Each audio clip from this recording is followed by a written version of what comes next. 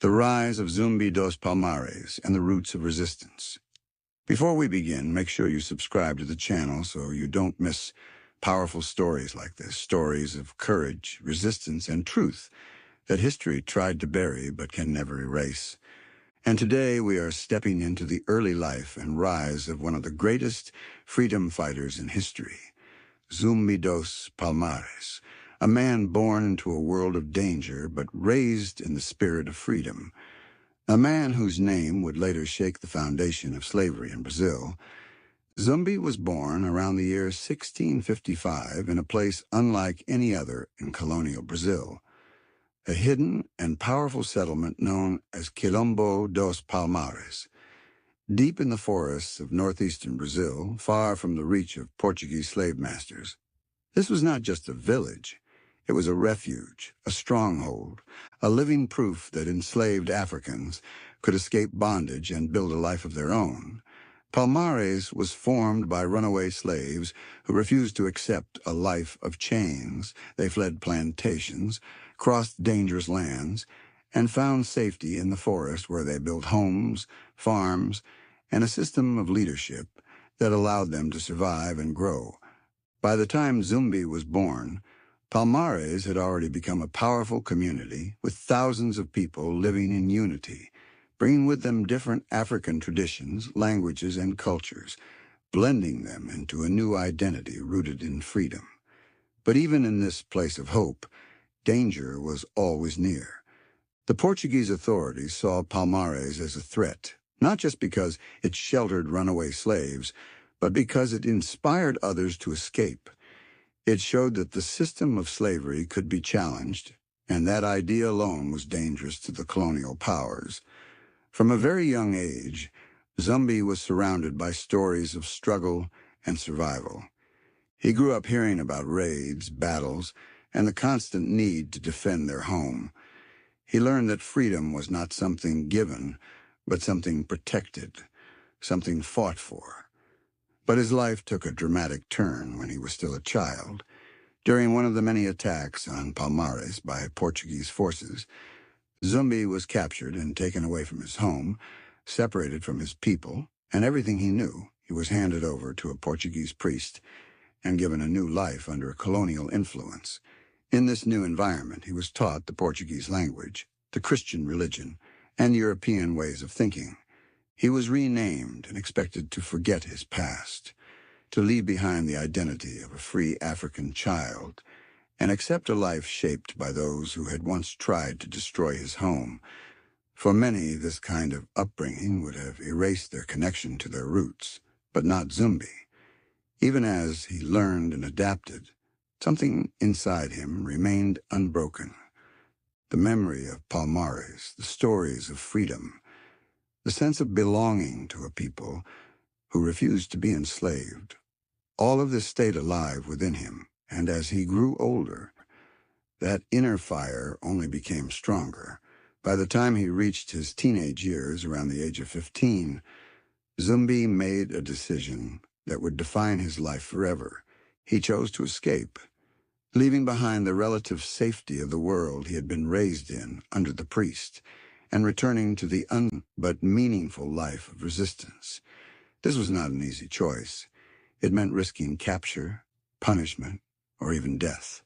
But for Zumbi, the call of freedom was stronger than fear. He fled and made his way back through the forests until he reached Palmares once again, returning not as a child, but as someone who had seen both sides of the world, captivity and freedom, and had chosen where he truly belonged. His return marked the beginning of his transformation into a leader. Back in Palmares, Zumbi quickly proved himself. He was intelligent, disciplined, and deeply committed to the survival of his people. He trained as a warrior, learning how to fight, how to defend the settlement, and how to lead others in times of danger. Palmares was constantly under threat, and every member of the community had a role to play in its defense. Zumbi embraced this responsibility fully. His experiences outside Palmares had given him knowledge of the Portuguese language and their ways, and he used this knowledge to strengthen the resistance. Understanding the enemy gave him an advantage, and he combined this with the traditional skills and strategies of his people. Over time, he became known not just as a fighter, but as a strategist, someone who could think ahead, plan defenses, and inspire others to stand strong even when the odds were against them. Palmares itself continued to grow during this time. It was not just surviving, but thriving. The people built farms, raised animals, and created a structured society with leadership and organization. It was a functioning community that proved freedom was not just possible, but sustainable. But this success also made it an even bigger target. The Portuguese launched repeated attacks, trying again and again to destroy Palmares and bring its people back into slavery. Each attack was met with resistance, and each victory strengthened the resolve of the people. Zumbi became a symbol of that resistance, a young man who had chosen freedom over comfort, who had returned to fight for his people instead of living in safety under colonial rule. His story began to spread, inspiring others both inside and outside Palmares, and as he continued to rise within the ranks, it became clear that he was not just another fighter. He was a future leader, someone who would carry the struggle forward and take it to a level that would challenge the very foundation of slavery in Brazil. This early chapter of his life shows us that greatness is not born in comfort, but in struggle, that the choices we make in moments of fear and uncertainty can shape not only our lives, but the lives of many others. Zumbi's journey from a captured child to a returning freedom seeker set the stage for one of the most powerful resistance movements in history. And as his story continues, it will become clear that this was only the beginning of a fight that would echo far beyond the forests of Palmares and into the heart of history itself. As the story of resistance continues, the rise of Zumbi dos Palmares moves from personal survival into something far greater, a powerful and organized movement that challenged one of the strongest systems of oppression in the world. Because Palmares was not just a hiding place, it was a growing force, a structured society, and a bold declaration that freedom was not only possible, but sustainable. Deep within the forests of Brazil, the settlement of Quilombo dos Palmares expanded into a network of villages, sometimes described as a confederation, with thousands of inhabitants who had escaped slavery and refused to return. These were men, women, and children from different parts of Africa, each carrying their own traditions, languages, and skills. Yet within Palmares they found unity, forming a new identity rooted in resistance and survival. The movement that developed here was unlike anything the Portuguese had seen before. It was not chaotic or disorganized. It was disciplined, intentional, and deeply committed to protecting freedom at all costs. As Zumbi grew into a leadership role, he understood that survival alone was not enough. Palmares had to be strong, self-sufficient, and ready to defend itself at any moment. And so the movement became more structured. Agriculture became a central part of life. The people cultivated crops like cassava, maize, and beans, ensuring that they could feed themselves without relying on outside sources. They raised animals and built homes that could support large families, creating stability in a world that had once been defined by instability and fear. This independence made Palmares even more dangerous in the eyes of the colonial authorities, because it proved that enslaved people could build a functioning society without masters, without control, and without submission. Zumbi also played a key role in strengthening the military aspect of the movement. He trained fighters, organized defense systems, and developed strategies that made Palmares incredibly difficult to conquer. The terrain itself became an ally. The dense forests, hills, and hidden paths gave the defenders an advantage, and Zumbi made sure they used it well. Guerrilla warfare became their strength. Instead of facing the Portuguese in open battle, where they would be outnumbered, they struck quickly, used surprise, and disappeared before the enemy could respond. This made every attack on Palmares costly and frustrating for the colonial forces. Over time, the Portuguese realized that this was not a simple rebellion that could be crushed in a single campaign. It was a long-term resistance that required constant effort to contain. But the movement was not only about defense. It was also about growth and liberation. Palmares became a beacon of hope for enslaved people across Brazil. Stories spread from plantation to plantation about a place where black people lived free, where they worked for themselves, where they were not owned by anyone. And this hope led many to escape and make the dangerous journey to join the community. Zumbi encouraged this, and under his influence, raids were carried out to free enslaved people from nearby plantations. These were risky operations, but they were essential to the movement. Every person freed was not just a victory, but a strengthening of Palmares itself. More hands to work, more minds to contribute, more voices to carry the message of freedom. However, not everything within Palmares was unified. There were disagreements about how to deal with the Portuguese. Before Zumbi became the main leader, there had been attempts at negotiation. One leader had accepted a peace treaty with the colonial government, a deal that promised limited freedom in exchange for submission and the return of future runaway slaves. On the surface, it seemed like a chance for peace. But Zumbi saw it differently. He believed it was a trap, a way for the Portuguese to weaken Palmares from within and eventually destroy it. He refused to accept any agreement that involved compromise with slavery. His vision was clear and uncompromising. Freedom had to be complete, not partial, not conditional, and certainly not controlled by those who had built their power on oppression. This belief caused tension, but it also defined the direction of the movement. When Zumbi rose to full leadership, he rejected the treaty and prepared Palmares for continued resistance. This decision marked a turning point. The movement became more focused, more determined, and more prepared for the battles ahead. The Portuguese, on the other hand, became more aggressive. They saw Palmares as a direct threat, not only to their authority, but to the entire system of slavery that supported their economy. If Palmares continued to exist, it would inspire more escapes, more rebellions, and more instability, and so they launched repeated military expeditions to destroy it. But each time they were met with fierce resistance.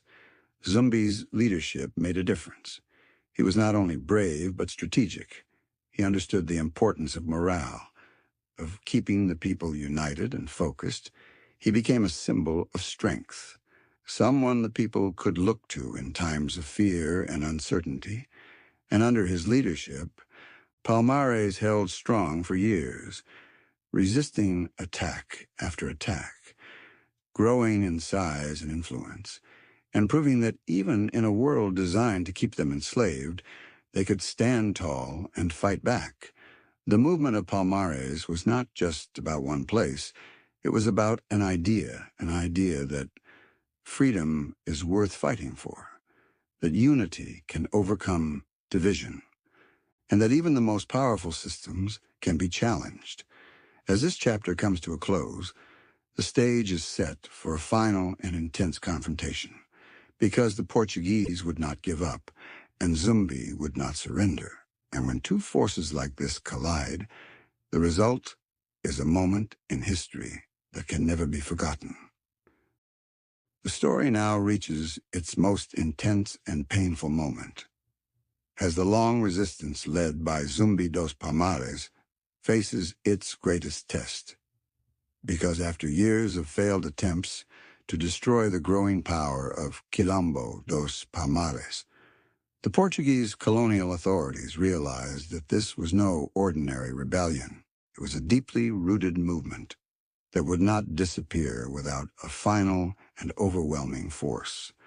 Palmares had survived decades of attacks. It had grown into a symbol of defiance, and its continued existence was a direct threat to the entire system of slavery in Brazil.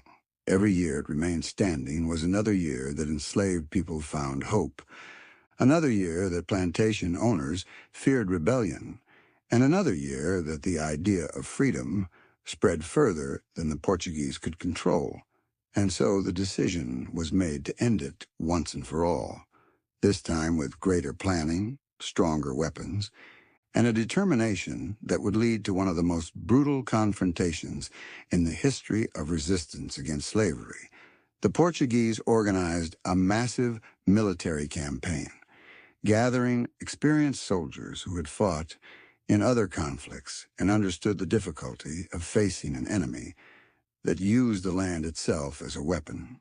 They brought firearms, cannons, and a strategy focused not just on attacking, but on completely destroying Palmares so that it could never rise again. The attacks began with increased intensity. Smaller villages connected to Palmares were targeted first, burned to the ground, their people captured or killed. These were not random acts of violence. They were calculated moves to weaken the larger network, to cut off resources, and to isolate the main settlement. Despite this, the fighters of Palmares continued to resist, using their knowledge of the terrain to launch surprise attacks and slow down the advancing forces. They fought with courage, knowing that they were defending not just land, but a way of life, a rare space where freedom had been real. But as the pressure grew, the situation became more difficult. Resources became scarce, communication between villages became harder, and the constant attacks began to take their toll.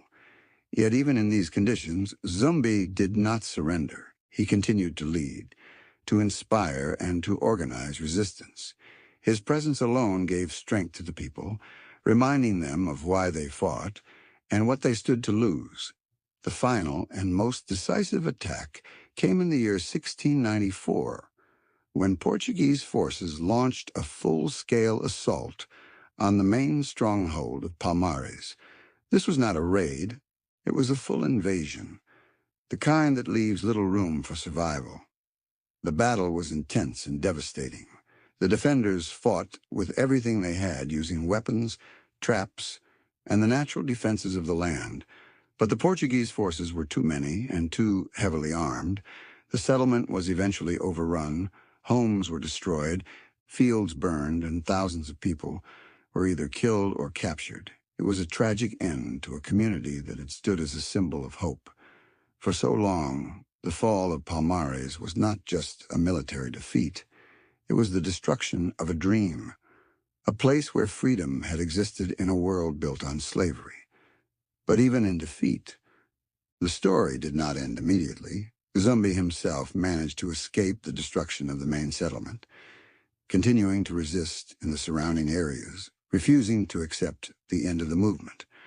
For a time, he remained a symbol of ongoing resistance, a reminder that the spirit of Palmares had not been completely destroyed, but the situation had changed.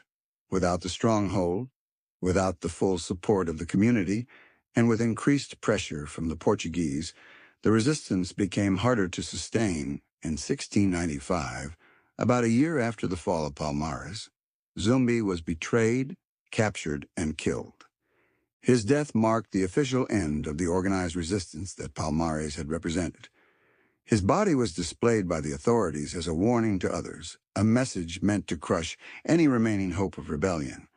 But the impact of his life and the movement he led could not be erased so easily. The results of the revolt were complex and far-reaching. On one side, the Portuguese succeeded in destroying Palmares as a physical settlement. They regained control of the land and sent a strong message that rebellion would be met with force. Many survivors were returned to slavery, and for a moment, it seemed like the system had reasserted its power. But on the other side, something had changed that could not be undone. The existence of Palmares had already proven that enslaved people could organize, resist, and live freely for decades. It had exposed the weaknesses of the colonial system, showing that it was not as absolute as it claimed to be. The revolt also left a deep psychological impact. It planted fear in the minds of slave owners, who now knew that resistance could grow into something much larger than they could easily control. And it planted hope in the hearts of the enslaved, who had seen with their own eyes that freedom was possible, even if only for a time. The story of Palmares spread, becoming a legend that inspired future generations. Smaller rebellions continued. Acts of resistance did not stop, and the idea that slavery could be challenged continued to grow. Zumbi himself became more than just a man. He became a symbol, his life and death representing the struggle for freedom in its purest form. The fall of Palmares was a loss, but it was not the end of the fight. It was a chapter in a much larger story, one that would continue until slavery itself was eventually abolished, and even beyond that, into the ongoing struggle for equality and justice. This chapter reminds us that even when a movement is physically destroyed, its impact can live on, shaping the future in ways that those who tried to destroy it could never fully control. And as we move into the final chapter, we will see how the legacy of Zumbi and Palmares continues to influence the world today, standing as a powerful reminder that the fight for freedom never truly ends. As we come to the final chapter of this powerful story, make sure you subscribe to the channel so you can continue learning about hidden histories, real struggles, and the people who changed the world through courage and resistance. Because the story of Zumbi dos Palmares does not end with his death. In many ways, it truly begins there. His life, his fight, and his sacrifice became something greater than a single moment in history. It became a lasting symbol of resistance that continues to inspire generations across the world. Long after the destruction of Quilombo dos Palmares, the memory of what it represented refused to fade. Palmares was more than just a physical place. It was an idea, a bold statement that enslaved people could rise, organize, and live freely despite the systems designed to break them. That idea could not be destroyed by fire or weapons. It lived on in stories, in whispers, and in the hearts of those who continued to fight for freedom in different ways. In Brazil, Zumbi became a national symbol of black resistance and pride. His name is remembered as a hero who stood against oppression without compromise. His refusal to accept partial freedom or submission made him a powerful figure whose legacy speaks directly to the meaning of true liberation.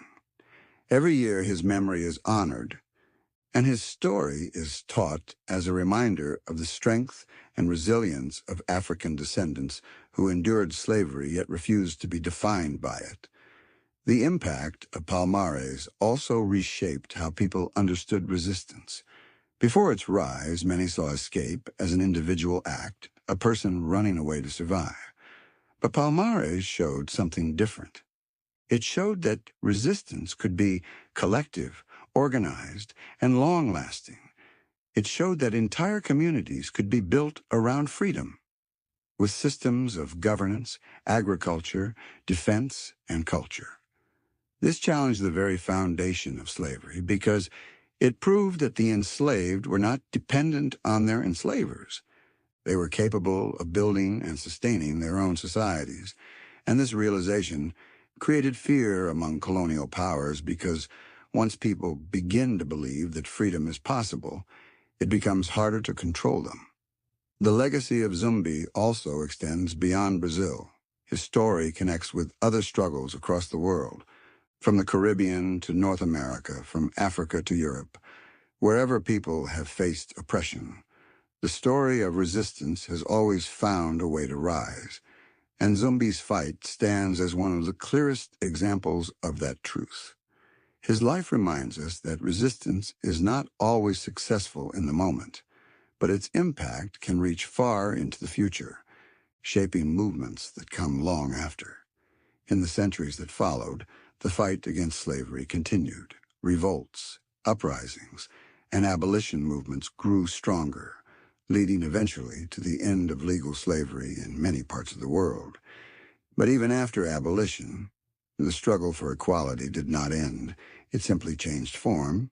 Discrimination, injustice, and inequality continued. And the spirit of resistance seen in Palmares remained relevant, inspiring new generations to stand against injustice in all its forms. In modern times, Zumbi is often remembered during Black awareness movements.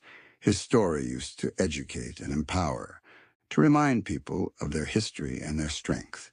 He is not just a figure of the past, but a voice that still speaks today, telling us that freedom must be protected, that unity is powerful, and that courage can change the course of history. His life also forces us to ask difficult questions about the world we live in now, about freedom, about justice, and about what it truly means to be free. Because while slavery as it existed in his time has been abolished, other forms of oppression still exist, and the need for resistance, for awareness, and for action remains just as important. As we reflect on this story, we also see how it connects to the rise of global powers and the shaping of the modern world. Because the systems of slavery that Palmares resisted were not isolated. They were part of a larger global network that connected economies, empires, and nations.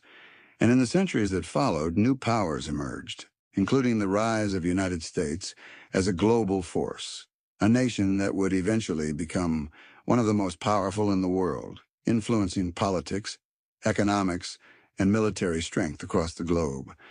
Yet even within that rise, the history of slavery and resistance played a major role, shaping the nation's identity and its struggles.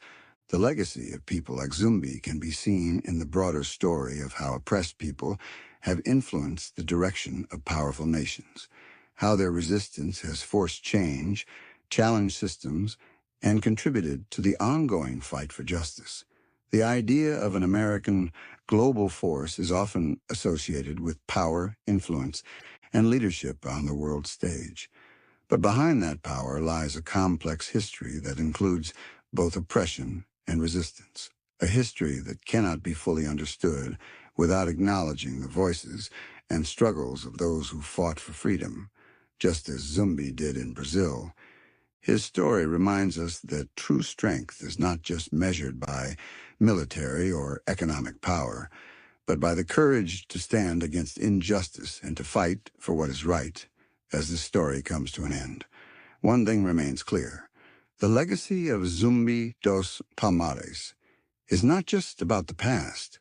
It is about the present and the future. It is a reminder that freedom is never guaranteed. It must be defended, protected, and valued. It is a call to remember those who came before us, to learn from their struggles, and to continue the fight for a world where justice and equality are not just ideals, but realities. And if this story has opened your eyes or inspired you in any way, make sure you subscribe, because there are many more stories like this waiting to be told. Stories that matter, stories that shape our understanding of the world, and stories that remind us that even in the face of the greatest challenges, the human spirit has the power to rise, resist, and endure